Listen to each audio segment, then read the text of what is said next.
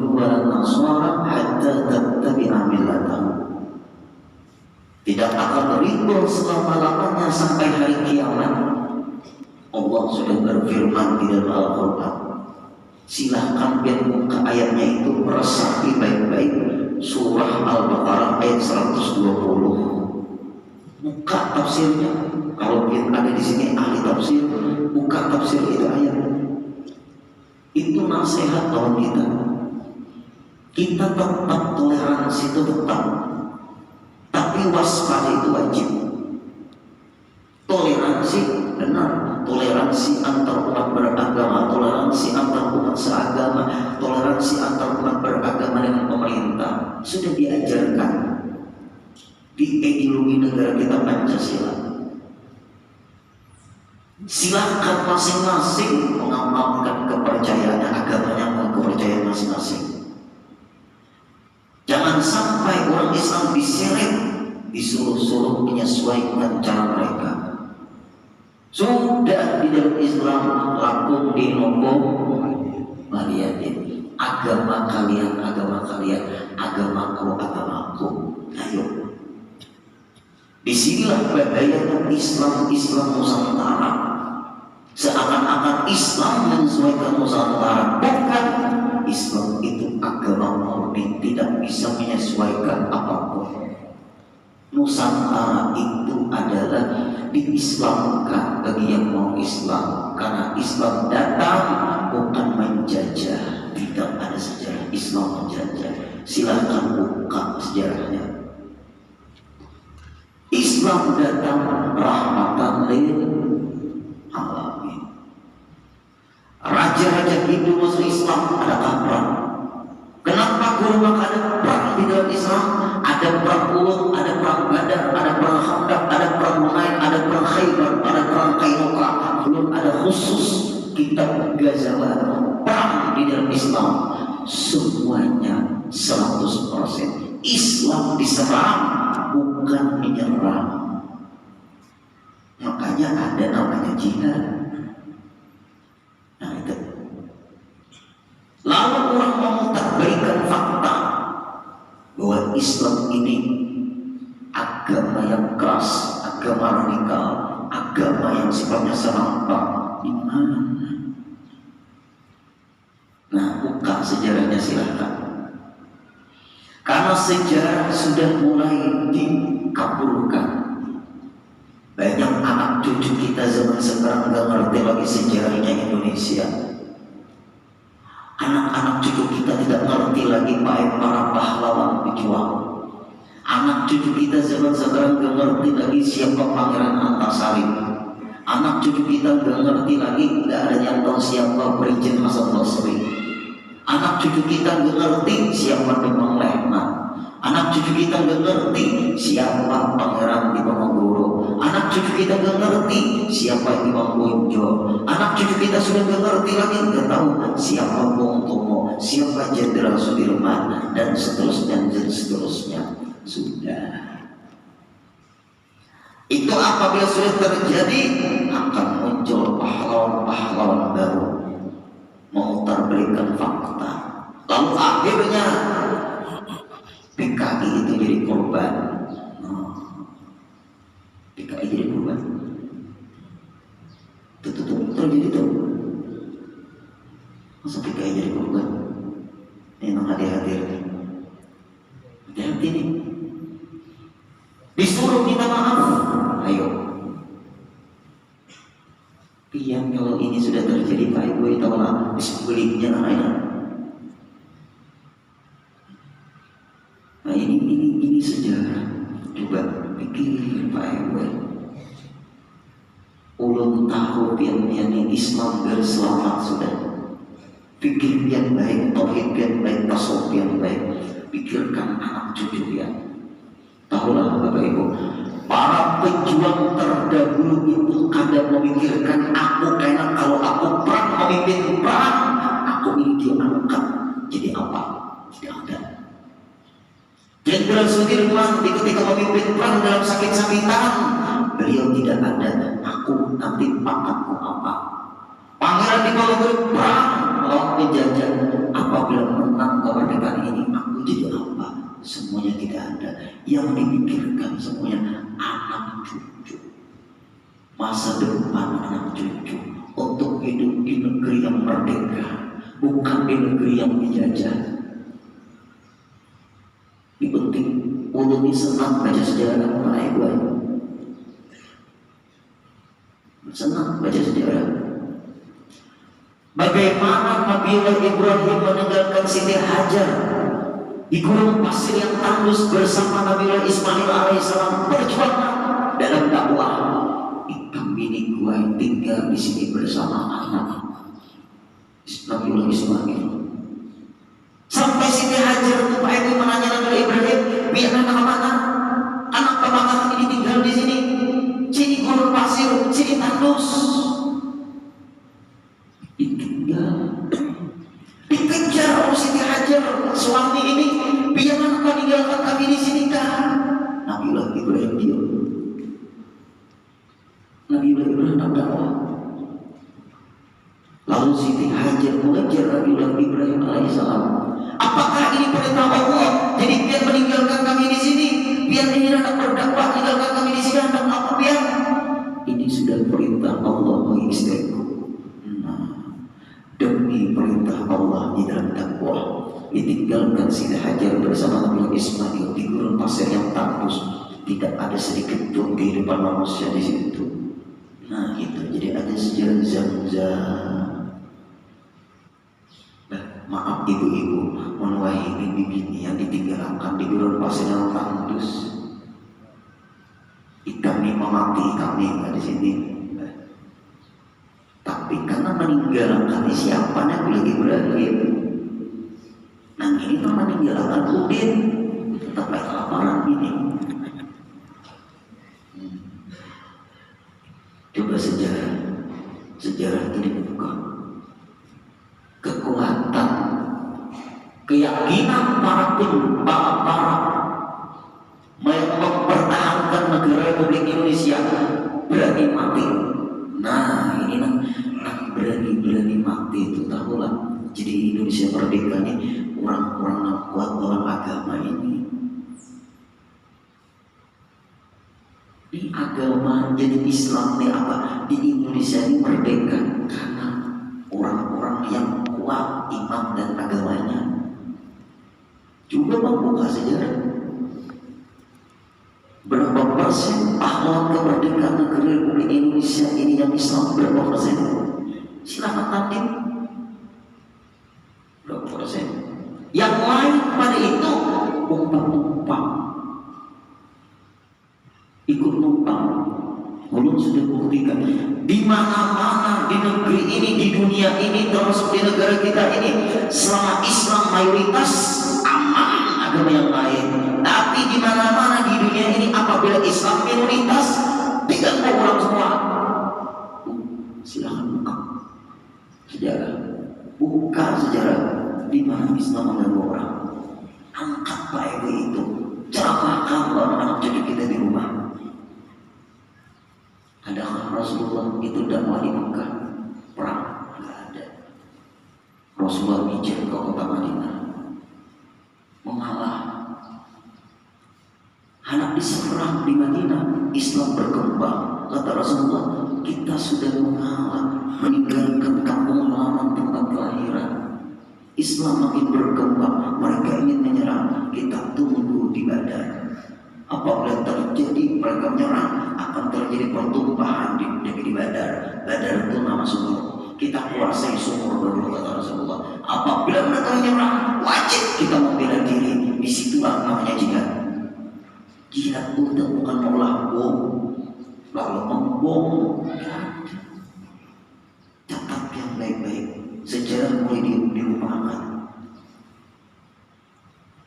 Nah ini penting. Nah kemudian Bapak Ibu, cara orang-orang harus kita, yaitu kuasai percetakan. Ini sudah disambungannya lagi nih. Kuasai percetakan buku-buku, percetakan kitab-kitab. Ulun banyak buku-buku yang sesat punya. Ulun banyak punya kitab-kitab yang sesat.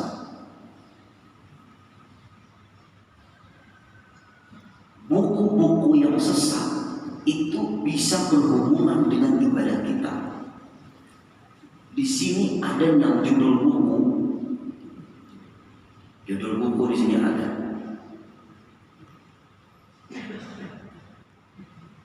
Ulun lihat judul buku, HP ulun ini baik banyak kitab isinya. Tahu HP pian? Isinya banyak kitab. Nah, ulun diberi teman nih menyerahkan guru ada namanya Fikih Islam Nusantara. Fikih Islam Nusantara karangan siapa? Oh, Fikih Islam Nusantara bukan, ini karangan Syekh Nawawi Umar Al-Bantani. Ini karangan Syekh Nawawi Umar Al-Bantani. Nama kitabnya yaitu adalah Kasyifatus Saja. Nama kitabnya Kasyifatus Saja. Lalu Kasyifatus Saja itu adalah menjelaskan dari kitab Safinatun Najah. Kitab Safinatun Najah karangan ulama dari Hadramaut yang bernama Syekh Salim bin Sumair Al-Hadrami, orang Hadramaut. Syekh Salim bin Sumair Al-Hadrami, orang Hadramaut, mengarang kitab, nama kitabnya Safinatun Najah. Lalu Safinatun Najah ini dijelaskan panjang lebar oleh ulama asli Indonesia yang bernama Syekh Nawawi Umar Al-Bantani. Diberi nama Kasyifatus Saja. Berarti Kasyifatus Saja ala syarhi Safinatun Najah. Kitab Safinatun Najah dikarang oleh ulama Hadramaut yang bernama Habib Salim bin Sumair Al-Hadrami. Lalu dijelaskan panjang lebar karena di situ banyak ilmu-ilmu yang tersirat. Dijelaskan, diperlebar keterangan-keterangan dalam kitab itu oleh Syekh Nawawi Umar Al-Bantani. Nama kitabnya Kasyifatus Saja. Tebal sedikit kitab itu daripada kitab Safinatun Najah. Ternyata diubah Fikih Nusantara, bukan karangan Syekh Nawawi Umar Al-Bantani, ulama besar terkenal di dunia asli Indonesia. Jangan diubah Fikih Nusantara. Penghancuran buah karya seseorang, khianat terhadap pengarang kitab. Ulun takutan ini diubah nih isinya nih. Ya, lihat kuasai persidangan. Ada lagi nama kitab Adabul Mufrad. Mungkin guru-guru di sini ada punya. Kitab Al-Adabul Mufrad itu adalah isinya akhlak-akhlaknya Rasulullah SAW. Sama judul, sama pengarang. Siapa yang mengarang kitab itu mengumpulkan hadis-hadis yang berhubungan dengan akhlaknya Rasulullah. Imam Bukhari mengumpulkan hadis-hadis Rasulullah. Nama kitabnya Sahihul Bukhari. Imam Bukhari pun mengumpulkan hadis-hadis yang berhubungan dengan akhlaknya Rasulullah. Namanya Al-Adabul Mufrad. Ternyata sama judul, sama pengarang, beda isi. Ya Allah, ya Rasulullah, ada apa ini? Ulun punya buktinya. Di sini di antaranya bab doa. Di sini lagi babul ada. Wah, beda. Kenapa maka doa diganti ada? Dalam kitab yang asli bab doa, manuskrip yang asli itu judulnya bab masalah doa. Ternyata di sini diubahnya babul ada, bab permusuhan. Ngerinya. Khianat ini dengan pengarang kitab. Mungkin kena Bapak Ibu ke depannya guru-guru pun beda pandangan, beda pendapat. Kitabnya beda-beda. Satu judul kitab, satu pengarang, beda isi. Contoh contohnya kayak ini aja, 1 tanah 5 sertifikat. Bisa kan? Bisa. Aneh kan? 1 tanah 5 sertifikat. Judul bukunya sama, pengarangnya sama, isinya diacak-acak. Ini sudah menguasai percetakan bubuhan ini. Bubuhan ini hebat di bahasa Arab. Ayat orang Lebanon, orang Jeddah itu kan tanah halal. Ada kan bubuhan ini? Banyak loh. Ayo, dikira bubuhan ini hanya di Indonesia. Mereka menggubah-gubah lagu mengikuti cara-cara kita memuji Rasulullah. Mereka pun menciptakan lagu memuji Tuhannya. Kalau kita Pak Ibu ini di akhir zaman ini kan ada punya pegangan guru, ya Allah, mungkin kita Pak Ibu ke negeri akhirat sudah tersimpang. Kompas kita ada punya kompas kehidupan. Kita tidak ada punya pegangan kehidupan. Bahkan ketika Allah menyampaikan suatu hukum, guru-guru itu ada beberapa orang datang ke rumah membawa kitab.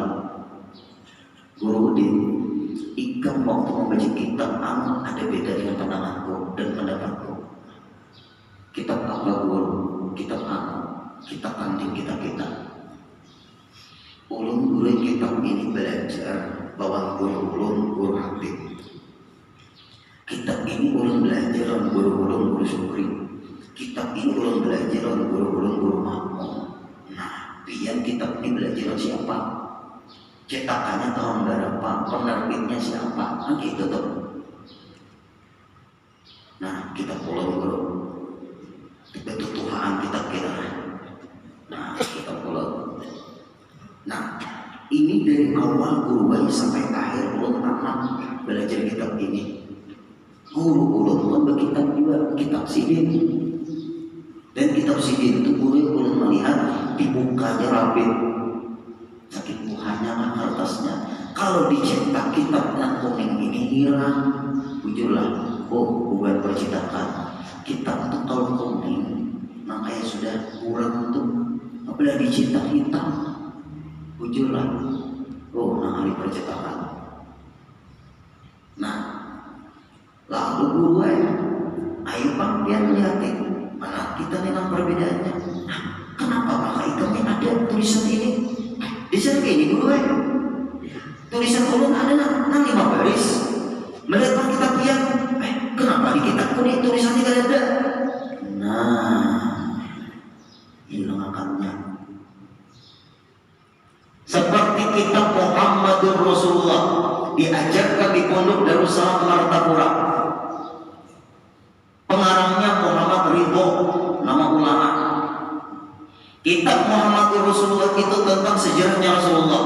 Ulun ada punya kitab juga Muhammad Rasulullah, kitab orang-orang yang terdahulu. Ternyata setengah lembar, kadang-kadang kitab itu kosong di sini. Ya Allah, ya Rasulullah, ya Allah, kita ini kosong.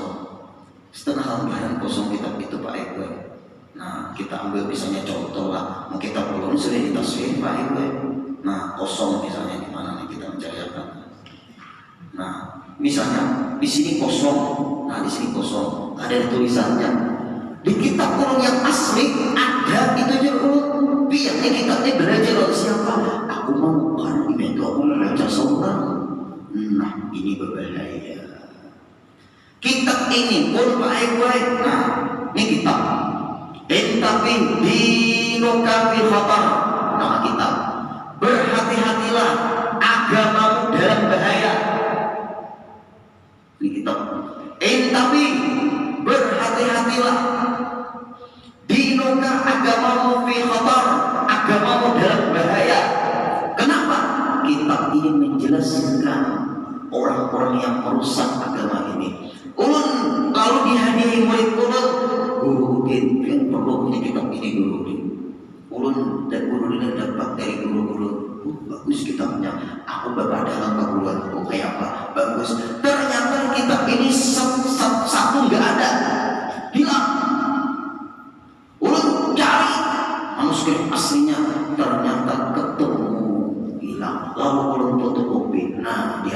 hilang sedikit. Nah ini lem, ini lem. Nah ini lem ini tahu ya. Nah ini lem karena kosong, kitabnya kosong. Nah lem, kolom lem. Nah kosong lah. Nah kalau rapid sayapnya. Nah ini kosong. Ulun cari, kenapa maka hilang sehalaman nih ada? Sekalinya masalah memakai tasbih baik-baik. Hanya ada tasbih nang ini dipadakannya bid'ah. Karena Nabi kada pernah memakai tasbih nang kayak ini. Nabi nang kayak ini. Siapa yang menggunakan tasbih seperti ini bid'ah. Nabi kada pernah melakukan. Yang benar Nabi itu seperti ini. Bukan dalam kitab hadis Tirmizi mengatakan Rasulullah itu apabila memakai tasbih beliau pakai tangan dan ini akan menjadi saksi nanti di akhirat. Itu hadis Rasulullah buruai. Cari dalam kitabmu ada boleh memakai tasbih. Bapak Ibu, kalau kita pakai tangan itu cocok ya bilangannya sedikit 33. Kalau jikir 70.000 mau pakai tangan sanggup kalau dia tak. Yuk nah hadir jikir 70.000 pakai tangan kira-kira ya Pak.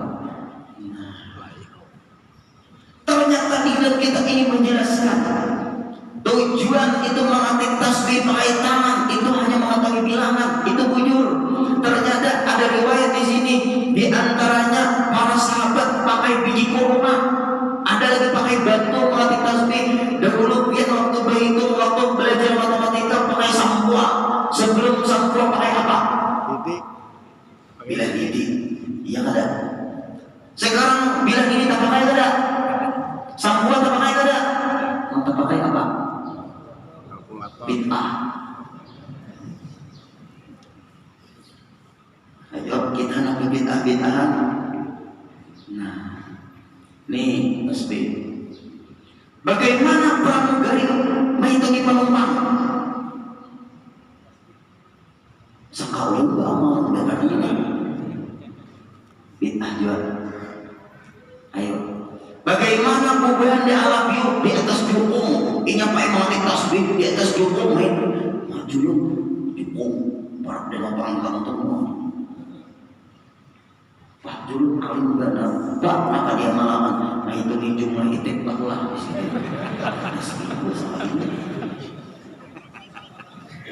Sama pramugari lainnya.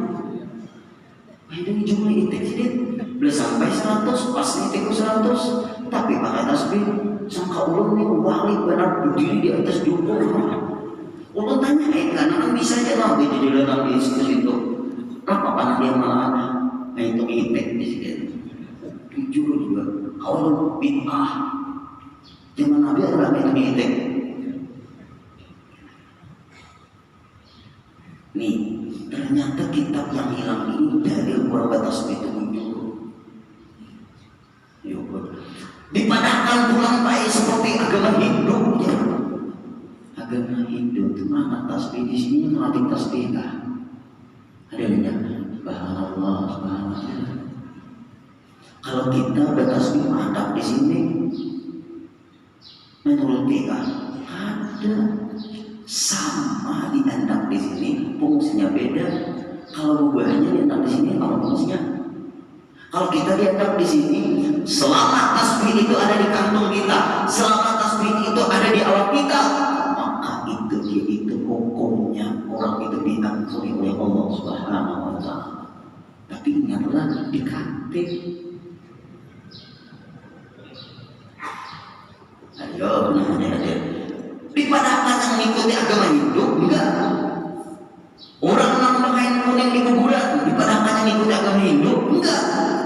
Kain kuning itu versi Islam itu kuburan Tuhan Guru. Nah, dalam kitab ini dijelaskan hati-hati agamamu dalam bahaya. Karena kitab ini menangkis pemahaman-pemahaman yang bermasalah di zaman sekarang ini. Bapak Ibu, kain kuning daripada kalian ikuti agama Hindu. Apa versi Hindu? Kalau kain kuning itu di kuburnya. Apa versi Islam? Kalau kain kuning itu di kuburan. Itu tanda orang yang punya keistimewaan dan punya kelebihan di dalam hidupnya. Kalau versi Islam, entahlah versi Hindu, orang boleh tahu. Tak buruai, ada rumah Hindunya juga. Itulah Pak, inggih buruai. Berarti setiap kain kuning itu agama Hindu. Inggih buruai. Pada kulit lagi pian makan nasi kuning. Jadi pancing dulu orang itu. Ayo dipancing dulu. Berarti setiap kuning itu Hindu. Ya buruai. Dia boleh makan nasi kuning. Jangan apa kuning lah. Nah Hindu. Beol lah. Udah bisa dibayangkan lagi. Ayo. Nah berarti tidak setiap kuning itu beraroma Hindu. Picit pemahaman. Hati-hatilah percetakan. Buku-buku ada yang kita tuh membaca, sayangnya satu kadang mau belajar. Ini buku karangan siapa ini? Buku ini siapa yang menulis? Agus Mustafa. Agus Mustafa, orang tahu dia ahli kimia. Tapi dia mengarang judul buku, ternyata ayat tidak kekal. Penghancuran keyakinan. Orang punya bukunya. Lalu para pesantren Lerbuyo Stobondo mereka menantang Agus Mustafa itu dalam dunia debat. Agus Mustafa nggak berani datang. Kenapa? Maka ahli kimia, ahli fisika mengarang buku agama. Penghancuran mengajar. Maka buku itu kan bestseller lagi, bestseller lah. Itu apa itu? Nah, alis buku itu dibaca. Orang baik kalau hendak memaham suatu buku, pengarangnya siapa, biografi pengarang ini siapa, pemahamannya ini Ahlussunnah adakah, agamanya apa. Nah, itu caranya. Agamanya apa, pahamannya bagaimana, jangan sembarang membaca buku. Sudah mulai percetakan dikuasai. Kemudian menguasai industri produk-produk jenis pakaian-pakaian. Nah, minta maaf lah kita mengambil ibu-ibu untuk saya melawan beban pian. Kalau bakal rudong tuh gue bujur, ini bakal rudong separuh kepala. Bini siapa mangurung itu lain dalil. Bini siapa kata salah ya salah. Ini bakal rudong separuh.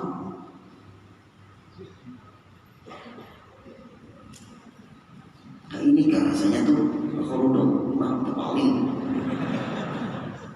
Sayangnya kalau nih bang yang gue kenapa bakal rudong nangka ini?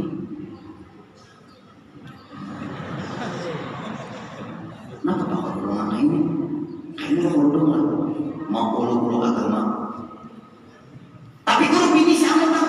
Di sini tidak terikat dengan bini siapapun. Salah ya salah. Nah, apa nangkanya bakal rudong? Bujur-bujur bakal rudong tuh.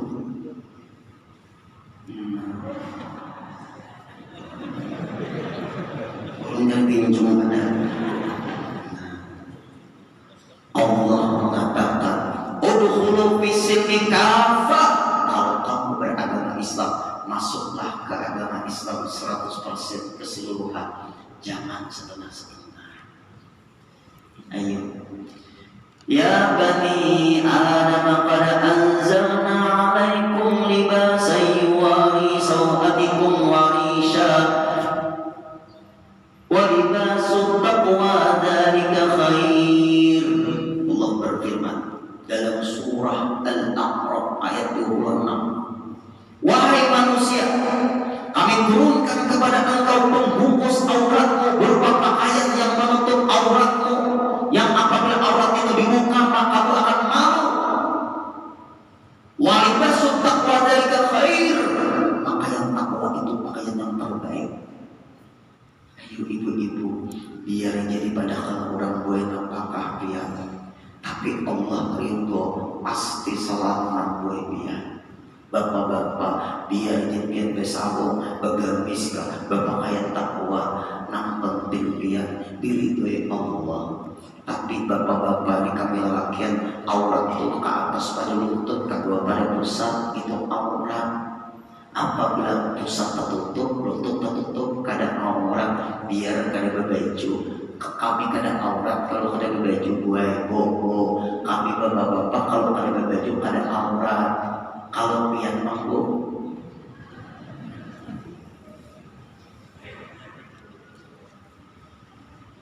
ayo biar dipadakan orang ketinggalan zaman kolot tak paham. Nah ini pakaian takwa itu yang terbaik. Ini nih dikuasainya dari segi pakaian. Wayah ini biar baik baik umat. Ya Allah. Apalagi pas 17 Agustusan umat dangdut di mana-mana. Coba pengetahuan dahulu. Itu sudah jadi kebiasaan. Nang dinyatakan perjuangannya, jangan nang dinyatakan kenikmatan hasil perjuangan. Coba nang dinyatakan orang nang ditembaki orang Belanda itu coba itu nang dinyatakan petangis dia. Udah membuka TV lah malam 17 Agustus membuka TV malam Kamis malam buka TV sampai siangnya jujurnya ada dia pilih kemerdekaan ada lagi. Coba lihat di TV ada film kemerdekaan lagi ada lagi oma yang wah coba salaman bejukitan makanan bejukit itu bibinian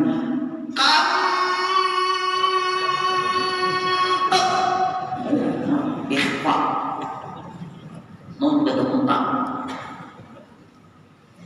ikan kasihannya papa lawan, hei nang joget-joget, hei nang undang-undang orang berjoget-joget. Apabila nanti suatu saat terjadi di Indonesia ini penjajahan, pasti orang Islam dan tuan guru dalam tuan imam tinggi juga.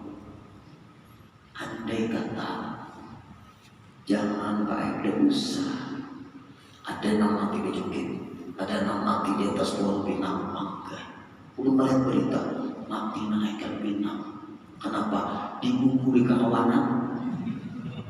Nah, ada nama berurut dia tukang bawa utang. Aku guru dinaik selama 17 Agustus ini banyak benar pasien minta pijat tangan di sini. Dijejak bukuannya. Ada pulang nang berpingkut di salawar kawan tapi lancar. Ukur langsung dia tapi panjang. Udah mikir untung kada kasus uban gitu. Ayo, coba bang cari keangkasan yang lain begitu. Coba cari, ayo panitia nang memberi mual tuh tahu lah Pak Edi mayat bibinya urung guling karena tuh 17 Agustus ke Banjarmasin wadah keluarga urung tahu diendam di sini. Ini nang bujur harus nih panitianya lanci juga nih bibinya maklak anda tahu di sini lalu ngajar nang madam ini bibinya juga ngajar betul pulang anjing benar nih bersumpah tuh tanya makan aku di dunia anjingnya ikam tahu mau ada bapak-bapak juga kayak itu lalu perusak sudah terjadi. Nah kalian jujur diperlombakan sudah dianggap lucu-lucu perusak juga. Maka kalau sudah seperti itu kata mereka, kita bisa merekrut jiwa mereka. Nah, merekrut jiwa mereka baru kita tendang agar mereka keluar dari Islamnya secara perlahan-lahan. Nah, kemudian seterusnya, insya Allah kita sambung lagi pada pertemuan selanjutnya, yaitu bagaimana menghancurkan masyarakat dan ulamanya. Insya Allah setelah itu baru perusak agama ini yang disebut munafik. Nah insya Allah mudah-mudahan dibaca pada pagi hari ini menambah kekuatan kita kita agar agama kita Islam ini jangan sampai menghindari kita sampai kita dipanggil tetap kita membawa agama ini. Amin ya rabbal alamin. Al-Fatihah.